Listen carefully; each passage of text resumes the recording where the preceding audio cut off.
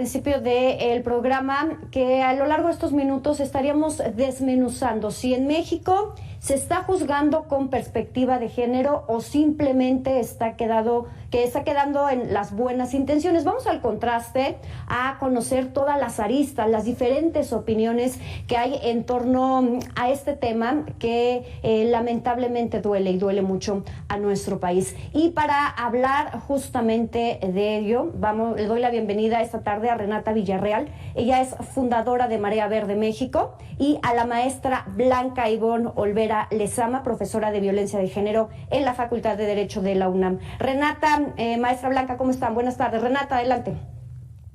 Hola Jimena, buenas tardes. Gracias por invitarnos a hablar sobre el tema de feminicidios, prevención y acceso a la justicia, que es algo que lleva un camino todavía. Maestra Blanca, buenas tardes. Buenas tardes. Vamos a empezar con una pregunta para las dos, para conocer la opinión, el punto de vista desde sus trincheras, desde el trabajo que ustedes realizan. Empiezo contigo, Renata. ¿En México se está juzgando con perspectiva de género? Yo creo que en México se juzga, pero a las víctimas. Desde las colectivas y hablando con las familias, se investiga más la vida de la víctima y lo que hacía la víctima, no con una perspectiva para ver dónde estaba, con quién pudo haber desaparecido, quién la pudo haber desaparecido, sino para revictimizar y proteger el proceso para terminar echándole la culpa a la víctima por qué la desaparecieron y por qué la asesinaron. Yo no creo que se esté juzgando con perspectiva de género. Habrán pocas personas y pocas fiscalías que lo estén haciendo, pero no creo que sea algo con lo que se trabaje. Maestra Blanca, me gustaría también hacerle la misma pregunta. ¿Considera usted que en México se está juzgando con perspectiva de género o simplemente está quedando en las buenas intenciones? Pues creo que faltan muchas cosas para que se investigue con perspectiva de género y para que se juzgue con perspectiva de género, porque vemos casos muy lamentables, por ejemplo, en juzgar con perspectiva de género, el caso de Abril, que fue vinculada a proceso su probable responsable por intento de feminicidio, y fue un juez el que reclasificó a violencia familiar, que fue lo que permitió el que su agresor esté en la impunidad. Y con el caso de Devani, pues la perspectiva de género pues está fallando en la investigación. Y no solamente es la perspectiva de género, sino el conocimiento en justicia, en justicia penal, porque todos estos delitos son tratados por el derecho penal. Y ese es el desconocimiento que se ve en los operadores del sistema de justicia penal, como las declaraciones que acabamos de ver en la introspectiva de el reportaje que hicieron de Devani. Tenemos justamente, ahorita maestra comentabas el caso de Devani, tenemos el caso de Lesbi, tenemos el caso de Yolanda, el caso de Luz Raquel, el más reciente quizá, donde las autoridades han salido a decir, pues es que ella en el caso de Devani, ella cayó, tropezó y de un golpe en la cabeza murió. En el caso de Luz Raquel, en el caso de Lesbi, en el de Yolanda, se ha hablado de que ellas mismas atentaron contra su vida. Aquí, Renata, yo te quiero preguntar, ¿no se están agotando los recursos y las líneas de investigación para investigar estos casos como feminicidios? ¿Y porque está siendo un tema judicial o está siendo un tema de falta de voluntad? Yo creo que todo empieza en el problema de la denuncia por desaparición. No empiezan a buscar a las mujeres desaparecidas desde el minuto 1 en que la familia pide esta ayuda. Esto hace que obviamente pruebas, cámaras que se borran automáticas las 24, 72 horas de no haber reportado nada, en negocios, en casas, en las de la misma seguridad pública, no se pueda tener acceso después. Hay veces que se quiere empezar a investigar a los 4 o 5 días, cuando obviamente este tipo de pruebas o cosas que se puedan aportar pues ya no existen. Entonces eso no ayuda a la localización, sino cuando hay algún tipo de delito, ya sea desaparición forzada o feminicidio, es muy difícil llegar al acceso a la justicia. Aún por eso por la falta de pruebas. Yo creo que es mucho. Hemos visto fiscalías involucradas con el crimen organizado, hemos visto corrupción, pues que quizá el agresor tiene amigos en el Ministerio Público o en la policía, en la que ni siquiera hay un correcto levantamiento de pruebas, ni siquiera una búsqueda. Yo creo que falta todo. Yo creo que falta voluntad, falta capacitación.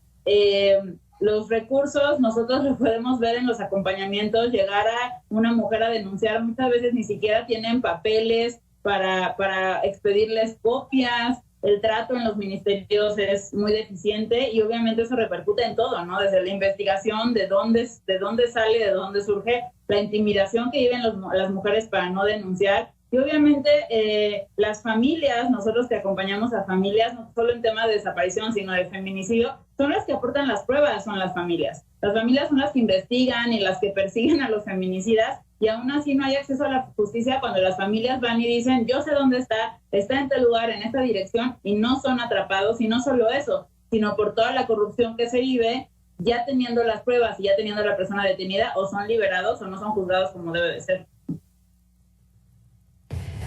Blanca, se ha hablado mucho de estos protocolos para investigar un homicidio, el homicidio de una mujer, para tipificarlo como un feminicidio. Ahorita Renata nos comentaba un punto bien importante, desde la denuncia, donde son revictimizadas, y se ha hablado de capacitación a los ministerios públicos y a las policías investigadoras. Sin embargo, vemos que queda en el papel. ¿Qué pasa con estos protocolos cuando al final pues los sobrepasan en muchas ocasiones estereotipos machistas que siguen siendo los que prevalecen?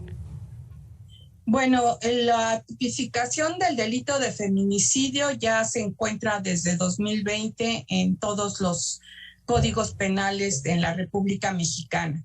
Pero los protocolos de investigación de feminicidio derivados de esta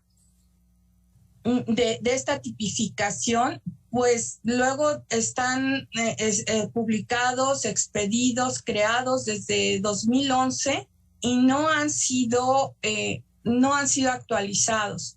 No han sido actualizados ni con el sistema de justicia penal, que tuvo una reforma en 2008, pero entró hasta 2014 cuando entró el Código Nacional de Procedimientos Penales, y tampoco pues están acorde a la realidad en que estamos viviendo ahora, donde estamos viendo una verdadera masacre contra las mujeres, porque a las mujeres se les está violentando hoy en día más violentamente. Se les está quemando en lugares públicos, se les responsabiliza de ello. Si realizan una denuncia de violación, se les cuestiona y se les culpa de cómo iban vestidas, dónde estaban o en el tiempo en que hicieron la denuncia. Entonces, estos protocolos también faltan de actualizarse y de aplicarse. Yo estoy de acuerdo con Renata en que la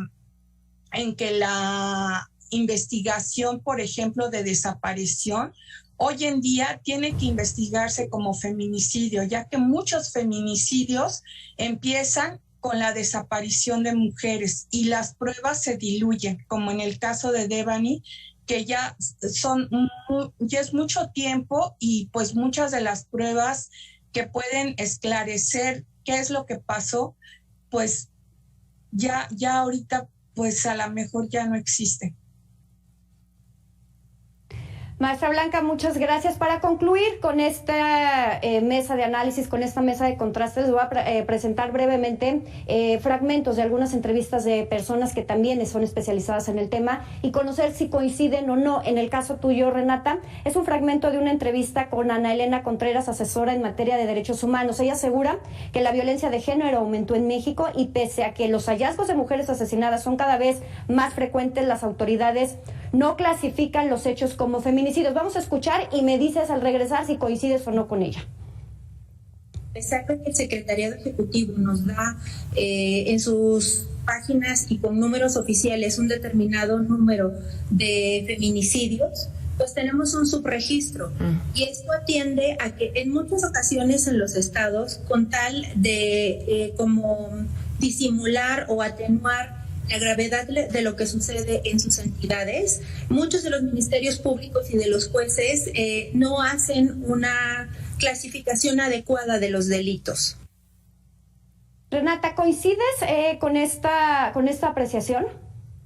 Completamente, completamente. No solo desde Marea Verde México, sino con la red de colectivas que trabajamos, hemos visto muchos casos que los pasan como homicidio, como suicidio, como un accidente, como defensa propia, como lo que quieran para bajar los números, sobre todo cuando empiezan épocas de elecciones o de tomas de protesta, que les toca salir a algunos servidores públicos o que van a tomar, se van haciendo como acuerdos para disminuir las cifras. Entonces nosotros sabemos que las cifras van en aumento. Quien diga que están bajando es porque algo está haciendo al respecto para que bajen, y no me refiero a velar por la seguridad de las mujeres. Renata, muchísimas gracias. Maestra Blanca, vamos con el fragmento que también me gustaría conocer si usted está de acuerdo o no. Es de Indira Sandoval, feminista y defensora de los derechos humanos. Ella señala que en México más del 90% de los delitos contra las mujeres quedan impunes y pues obviamente no podemos acostumbrarnos a los feminicidios. ¿Coincide con esta apreciación, maestra? No podemos hacer el feminicidio un ritual, parte del paisaje donde ya sepamos lo que sigue. Hacerlo viral, una acción inmediata de las autoridades que no necesariamente sea la justicia y posteriormente movilizaciones. Debemos frenar el asunto. Maestra, ¿coincide con esta apreciación que escuchábamos? Mire, el 93% de los delitos están en cifra negra, o sea que las cifras que conocemos solamente es de los 7% de los delitos que se consuman. Por ejemplo, en junio fueron 370 mujeres asesinadas violentamente y solamente 89 se investigaron como feminicidios y los otros 281 fueron clasificados por el Ministerio Público como homicidios dolosos de mujer. Eso se debe, como dice Renata, a la corrupción, pero también a la capacitación, porque les digo que se desconoce el sistema de justicia penal. Si un primer respondiente, que es el que primero tiene el conocimiento de un feminicidio, lo registra en su informe policial homologado como homicidio doloso de mujer porque no conoce el tipo penal, o sea, no fue capacitado en materia penal. Y por otro lado, pues no tiene esa perspectiva de género el Ministerio Público cuando abre su carpeta de investigación con ese informe policial homologado, porque el Ministerio Público, que es quien clasifica el delito, pues lo deja igual.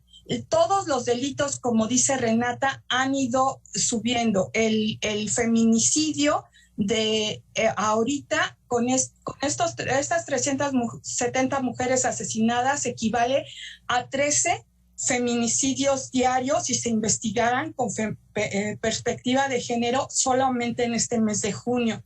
Y pues si lo comparamos con 2015, pues solamente eran 6 mujeres asesinadas diario, o sea que en 7 años hemos subido más del doble. En violencia familiar y en violación, las cifras están igual. En el primer semestre ahorita en junio de violencia familiar, vamos en 25,320 denuncias que equivalen a 753 mujeres que han denunciado violencia familiar diario. Y de violación, en este junio de 2022 van 2,138 denuncias que equivalen a que 66 mujeres han sido violadas diario. Si comparamos los semestres, ¿no? Por esto, que se han denunciado.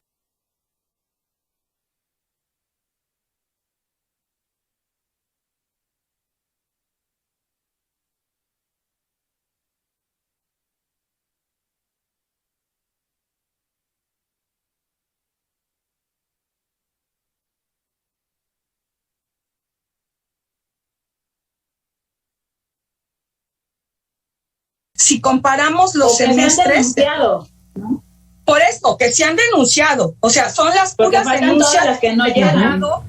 Son las del Secretariado Ejecutivo, ese 7%, porque el 93%, Renata, es lo que tú dices, o sea, es lo que no se denuncia, ¿no? O sea, nada más vemos la puntita del iceberg de lo que es esta violencia. Sí, esta cifra negra al final de todas las denuncias que no llegan o por una u otra cosa no se está integrando una carpeta de investigación, que tremenda sería esta cifra, ¿no, Renata? Sí, es tremenda. La cantidad de mujeres que no denuncian es enorme, y las colectivas las apoyamos al no denunciar porque hay una revictimización y muchas veces un riesgo de que la violencia que vivieron llegue a feminicidio. Entonces, muchas veces nosotras mismas somos las que les decimos, mejor no denuncies, te acompañamos desde aquí porque quizá te pones en más riesgo. Es muy grave lo que estamos viviendo. Muchísimas gracias, Renata Villarreal, fundadora de Marea Verde México, y maestra Blanca Ivonne Olvera Lezama, profesora de violencia de género en la Facultad de Derecho de la UNAM, por esta plática, por este contraste, por estas opiniones que abonan mucho a la sociedad. Muchísimas gracias a ambas. Gracias, Jimena. Muchas gracias. Gracias, Renata. Gracias, Jimena. Gracias, Bianca, igualmente. Muy buenas tardes. Ahí lo tiene, un tema que continúa siendo complejo, que continúa siendo preocupante y que tendría que tener a las autoridades de nuestro país ocupadas. Con eso vamos a un corte comercial, es breve y regresamos.